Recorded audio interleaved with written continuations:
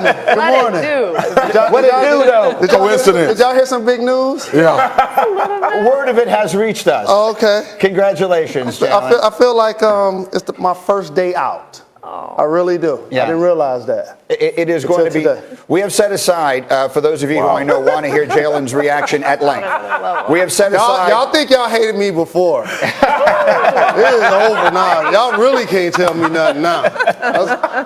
We have set aside a significant chunk of time at the bottom of this hour, so 30 minutes from now, where Jalen will react in great detail to what I think really is a landmark day at the University of Michigan, and in some ways for the game of basketball as a whole. Briefly, if I may, Bruce Bowen is here, Laura's back, my Uncle Seth is here, and Swagoo's playing hurt this morning for reasons we won't get into. But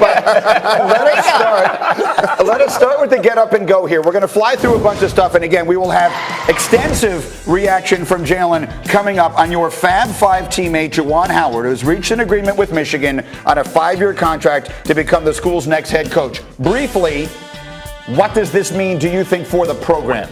I think they first hired the best person for the job. I think all of the things that come with the fact that he's an alum and a member of the Fab 5, those are icing on the cake. He's done a terrific job of establishing himself in that industry, learning under the best, and all of a sudden he gets a chance to stand on the sideline and turn around a program that has been good, but I think he can take it to the next level. Again, in a half hour, we will have extended conversation. In the meantime, we get up and go to the NBA. Bucks head coach Mike Budenholzer voicing his displeasure with Drake and his antics on the sideline. Jalen, your thoughts? Milwaukee, stop crying so much. After the first 2 games, y'all was not whining and moaning. Now you dropped 2 in Toronto. Let it go. We'll see if there may be, we may have some disagreement at the desk on that one. We'll get to it. Seriously? Meanwhile, we get up and go to baseball. Gleyber Torres continues to just destroy the Orioles. He hit 2 home runs last night against them. The Yankees won that game 7-5. In 11 games against the Orioles this year, Torres has hit 10 home runs with 13 RBIs and he's hitting .465. He has 2 home runs against every other team in baseball combined. He has 10 against the Orioles. It's a crazy, freaky stat. End up playing for them, what? Meanwhile, NFL, where they tweak the new pass interference rules, putting the onus on coaches to challenge for pass interference in the final 2 minutes of a half or overtime. Swagoo, good idea, bad idea? It's a great idea. Take as long as you need to take to get the damn call right. Because what happened in New Orleans last year was a travesty, right? And you don't want your league looking that way, especially in that moment in the game. You don't want your league having 4-hour football games. Well, we'll talk about that later, and I'll tell you why I don't get into that. I keep promising things to come, and I promise we'll get to all of it. In the meantime, right now we get to Dallas and Dak Prescott, his contract negotiation, one of the big stories of this offseason. He's entering the final year of his rookie deal. He is due a big raise. He was asked about the progress of his contract talks at OTAs yesterday. Have you guys submitted a counter proposal yet to the Cowboys' initial offer? Yes. You tell me. You seem to know everything, so you tell me. It's my first time doing this. Ask me in a few years, and I'll know. I'll be able to tell you, okay, we've sent this one, they've sent this one, we're about to get it done. But as right now, I'm learning the process to it, and just letting my team handle their business. I come in and I just prove myself each and every day to these other guys in this locker room. I'm doing that and getting better. Good things happen. Okay, now one thing is for certain, Dak is certainly due for some serious back pay. Look at that number. He's earned $2 million in his first 3 NFL seasons in which he's won about as many games as anybody in the league. 80 different quarterbacks have taken home more than that since 2016. We're going to get Shefty in here in a minute, but right now, Laura, let's bring Swagoo into this again. You're a Cowboy in your heart and soul, and you make your home in Dallas. From the outside looking in, it feels to me like the Cowboys are hesitant to put Dak in that elite economic stratosphere with the other top-level quarterbacks. If they don't, what winds up happening here? Gee, if they don't, they just end up back at square one, right? You have a guy that has performed. Now, I'm not in that group that thinks Dak should get $30 million a year. I don't think he's played to that level. If I should have given you guys a graphic of the guys that are making $30 million. Drew Brees, Matt Ryan, Tom Brady is up in that echelon, Aaron Rodgers and Russell Wilson. The thing that all of those guys have in common, minus Matt Ryan, and he's been to one, Super Bowls, right? So we're talking about a totally different class. Now, what Dak has done for the Cowboys in this time when you had the issues with Zeke, when you've had some guys on the offensive line go down, making the playoffs last year, he's definitely earned way more money than he's making. But to put him in the 30 a year range, to me, is tough for that franchise to do. Well, and how do they manage that with the fact that they do have to pay Zeke, they have to pay Amari Cooper, Yeah. there are others as well. Yeah. Well, you got Byron Jones. You got the linebacker Jalen Smith. Yeah. Both of these guys in a couple years will be up. And you just gave DeMarcus Lawrence $100 million. So there is a lot of strategy that needs to go into paying Dak. And if you are hesitant and you thinking that in order for Dak to do well, I have to be able to sign these other guys, then it gets tricky when you start talking about how much money those other guys get. All right, I'm told I've got Shefty ready to go now. So our NFL insider extraordinaire is Adam Schefter, and he joins us here. Shefty, what can you tell us about where these negotiations are and how close they may be to a deal? It's very early on, Greeny. They're not close to a deal right now. It'll take a little bit of time to get a deal done, but I think both sides want to get it done. The challenge will be to find those numbers that work for both sides. And we can argue about what Dak Prescott's value in that contract would be, but the truth of the matter is, the longer the Cowboys wait, the more it's going to cost them. We saw what happened in Washington with Kirk Cousins, where they couldn't get a long-term deal, where they made a low-ball offer initially, where they didn't think his value was at a certain level. But if you are a proven starting quarterback in this league, and Dak Prescott is, and you have high character, and Dak Prescott does, the longer you wait, the more it winds up costing a team in these particular deals. It'll be no different with Dak Prescott in this particular situation. So both sides are going to try to get this done, but as you alluded to, all those Cowboys, they have to get done. That is true. But Dak Prescott is the first Dallas Cowboy that they'll want to get done. Zeke Elliott might be the most valuable and best Cowboy, but Dak Prescott is the highest priority in terms of contract, but they're just starting out now. But can I just clarify, Shefty, if indeed they do get this done, are we going to be talking about the stratosphere that the Swagoo was just talking about? Is he going to get money like Matt Ryan and Russell Wilson and Aaron Rodgers get? I honestly don't know where it's going to come in. Are you talking about the guarantees first, Greeny? Are you talking about the average per year? It just depends how the deal is structured. What's important to Dak Prescott and his agents? And I should point out, Dak Prescott changed agents recently, hired the agents that represented Aaron Donald. That tells you right there, they're going to take a hardline stance here, and they're going to try to get a huge deal. All right, Shefty, I'd love to continue this conversation, but someone else here has something he wants to say to you. Who is that? Shefty, I heard some news that's happening in Ann Arbor, Michigan. Jalen, can you be Juwan's ace recruiting coordinator? You and him together. Nobody would say no to that. Nobody would turn you and him down. And I love the idea of Juwan going into a home to talk to a parent because you know him better than I do. But again, that is a man of impeccable character, of high integrity, and somebody that I think if you're a parent, you want to send your kid to go play for Juwan Howard. But if I could send him to go play for Juwan Howard and Jalen Rose, sign me up right now. My kid's going to Michigan then. And I must say this, because anytime you grow up for public consumption like we've done, people have gotten a chance to see us at our highest of heights and our lowest of lows. And they've seen some discord. I just got to acknowledge this on national television. Those days are over.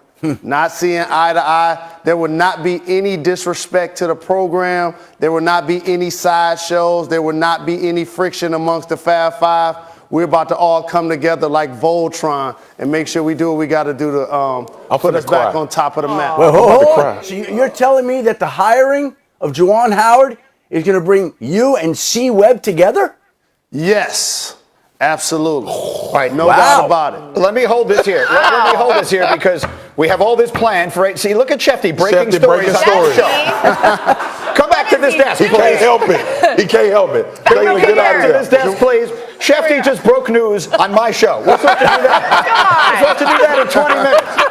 Jalen at length at 8:30 here on that. In the meantime, more football. Yes, Laura Rutland. as promised earlier on by Greeny, we're going to talk about this as well. Owners have granted the competition committee in the NFL the authority to tweak their procedures for reviewing pass interference calls. Now, the committee could limit reviews to only of coaches' challenges and not booth reviews during the final 2 minutes of each half. So also, Hail Mary plays could be made exempt from challenges. And Swagoo, you teased this a little bit earlier on, but your feeling is that you want him to get it right, so you kind of like this. So here's the breakdown and the way I think about it, because being a player, you prepare so hard for 6 days to get to this game, and you don't want to lose a game by another error that you or your teammates didn't cause, right?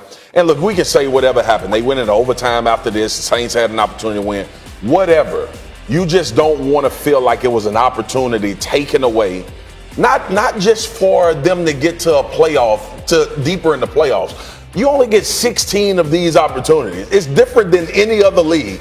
You lose one game in the NFL, you could lose home field advantage in the playoffs. It could be another team in the division that you come down at the end of the year and it's between you and them getting the first seed. There's a lot of implications on losing one football game in the NFL based on a blown call. Listen to me, this isn't that complicated. You have the option to either correct a blown call or not do so. Yeah. Those are the two choices. If you want to start getting into the argument over how quickly we can do it, we institute what I call the Greeny rule, which is the second look rule. If I have to look at the tape a second time, the call stands. Yeah. If you just look at it once and it's so incredibly obvious, you overturn it. That's what instant replay should have been. It was meant to correct egregiously blown calls. Things I have to look at 9 different times are not egregiously blown. Leave those as they stand. But that call, you wouldn't have needed a second look.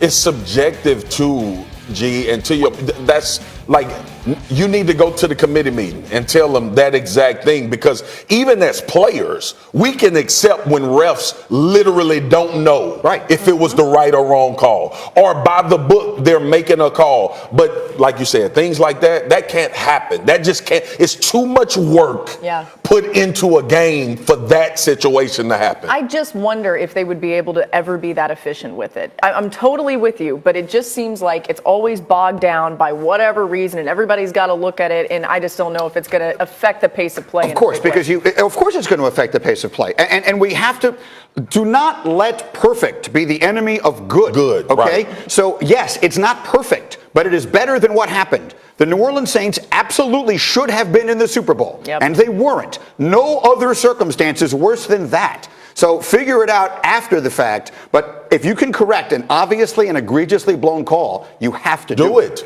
Let's move forward here. Obviously, basketball, no story looms larger right now than the Golden State Warriors and the status of Kevin Durant's right calf. Now, the Warriors say they're optimistic he'll be able to return at some point in these playoffs, which obviously mean the finals, which start a week from tonight, but there is no certainty of that. Now, the way it's worked out to this point, no KD, no problem. They've won all 5 games he's missed, and they've actually won the game that he came out of as well, so it's really parts of 6 games. And Steph Curry has been the man. He averaged the most points in a 4-game sweep in playoff history, and because of that sweep, the Warriors now have 9 days off before the finals, tied for the 3rd most in NBA history. The Bucks or the Raptors, whom they will face, will not be nearly so well rested, obviously, so we'll bring the basketball crew. It's wonderful to have Brucey Bowen back here as well, but Jay, I'll start with you. Because you were there covering these Western Conference finals, and I just wonder what sense you were getting as you were around the players of the KD factor in this, because we all understand there's a lot of psychological stuff that goes into it in general, and with him in particular. What sense are you getting of what it means that they're doing all this without him? So it's the gift and the curse if you're the Golden State Warriors. You're trying to be all of the things that attracted KD to come to you. Steph is playing like an MVP. Draymond Green is playing like a Swiss Army knife. Both of those guys made the most sacrifices to me to welcome KD and to welcome Boogie. Now with both of those guys out, they seem to now be taking pride in the fact, oh, KD may be leaving after this year? We're going to show him that A, he should stay, and or B, if he leaves, we're going to be just fine without him. And we know KD hears that chatter. You know why? All you got to do is look on Instagram. Correct. Right? And he definitely pays attention to what people say. And so when Bob Myers goes to the podium, when they're doing a championship parade and allude to KD bandwagon jumping, and then he and Draymond Green had their blow up in the huddle, like all of these things matter to him. So now all of a sudden he's averaging 35 points and we're saying he's the best player in the game. But then he gets injured and we're saying, can they win without him? And then they go on and sweep without him. So now all of a sudden it's like, okay, he's probably still going to bounce at the end of this So year. let's do this in layers. We'll get to the social media piece of it in a minute, but Bruce, I will turn to you as a 3-time NBA champion and a great defensive player yourself. Are the Warriors better offensively with Kevin Durant not on the floor? Absolutely. Because they go back to what they were. I know you're going to look like that, Jalen, but if you Jalen's look gotta at look. this, during the course of that Houston series, they lost the game at home. Everything was just plunking into KD. KD was being out-physicaled as far as being taken off of spots and things of that nature. But when he's not on the floor, the ball moves from one side of the floor to the other. You got player movement. We see Steph and Klay doing the things that we've seen them do prior to KD arriving. It does go back to what you said, Dre, as far as Draymond feeling a sense of, okay, now that he's not here, let's show him what he's going to miss. It's not about you, KD. They can't say that right now because they brought him in under certain circumstances, understanding that they had to deal with him as far as welcoming him. Now it's playoff time. You talking about leaving? Okay, we're going to show you how we are without you. And we are a very good team without you. They're a terrific team without him. There's no doubt about it. But they're not better in the half court without him. Hey, please. Well, will you listen? They're better. They just swept a team. I'll tell you what. And then they went to Houston. They went to Houston and handled them. They didn't do that with him. We won't talk about your record against Long Beach State, but here's what we'll talk about. What we'll talk about is real simple. Think about this. You get a chance to play against the Golden State Warriors without KD and you get swept? Without Boogie? You get swept out of the playoffs for 3 straight years? I'm not sure without Boogie isn't a positive. But this is against Portland. The thing for me as a champion player, when we went on the road and we won games, it was about sticking to what you do and do it better than the opponents. You're doing something to have an impact against that team. It's just Steph Curry didn't score in the first half, he didn't have a monster half in the first half against Houston, but they still won. It is something about the championship pedigree as far as sticking to the principles and doing big things. Steve Kerr better get some credit because I'll tell you what that guy's done. He's won with KD, he's won without him. He's gone straight to the numbers. He's but it's not hard to win without. With KD, it's not hard to win with. I got to make sure I stress this. That many good players and keep them in a point where when a guy's taken away, that guy's an incredible communicator. Let's keep the same energy. I'm going to make sure I say my point. They will not win the championship this year without KD.